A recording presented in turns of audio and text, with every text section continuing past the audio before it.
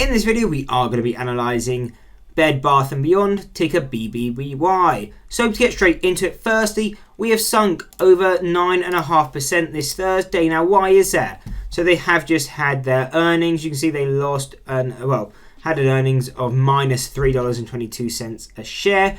And I mean, you can just go and see, look at the past really year. They were profitable, making 4 cents a share, then minus 25, then minus 92, minus 283, now minus 320. It's just getting bigger and bigger, just showing how bad this stock is really fundamentally. Anyone who's holding this stock fundamentally is either not looking at the financials or don't really know what they're doing. Really, this stock, again, if you were trading it to the upper levels, you're probably just looking at it as a momentum or kind of a meme stock trade. Yes, you can make money trading meme stocks, but definitely be open to how much risk there is. Be risk managed, because these kind of stocks, yes, they move crazy, but there is a lot of downside potential just because they are fundamentally weak companies and they are moving on hype and not fundamentals. And that's usually the key thing with trading. You want to be focusing on the fundamental side of things, and then you look at your technicals for entries and exits. And so on Bed Bath & Beyond, we can see we have just we have broken below our statistical mean on the daily chart. This was at 735. If you go back and check previous analysis videos, we did talk about this level. If we broke it, we were weak. And what we can see is we are now coming into that 560 statistical mean on the 6 month. So really, this is going to be this key area of range, because really, if we break below 560, come back to retest it and fail, this stock is really going to probably start sinking quite heavy. I mean, our closest statistical mean would be $1.75.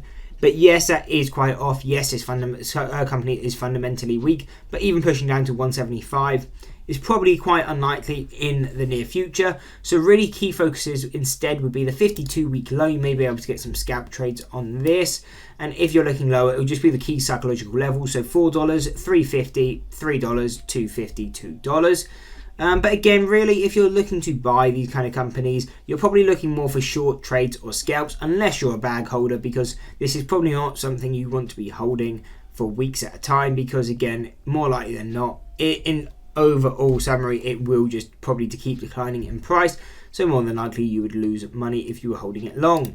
But anyway, if we start increasing in price or we get some sort of hype spike, these would be the key resistances we'd be paying attention to, and that would be $11.50, $13, $17.20, $18.75, and final levels taking us to $23, $24.25, $29, and $29.75. So these would be the key levels on Bed Bath & Beyond, and again, you don't have to be paying attention to the far away levels from where we are now. For example, you don't need to be paying attention to the $1.75. You also don't need to be paying attention to the $30 level, because we're nowhere near those. You just need to be looking at the level we are closest to now, and then you just play the move. For example, if we're playing a move to the downside, we want to see a break below 560, come back to retest it, and then if we fail, we expect to move to 440. And again, then the same thing. If we break below 440, come back to retest it as a resistance and fail, more than likely in time you could expect to push down to 175.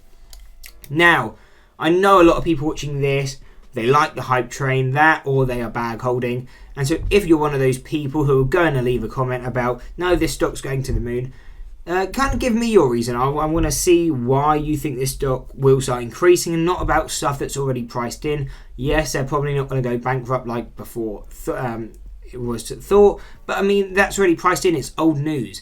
And as we know, buying rumours sell on the news. Once the news actually been announced, it gets priced in very quickly, and then it doesn't really play much effect on the stock. So talking about news that's 3 months old is not a reason for this stock to skyrocket.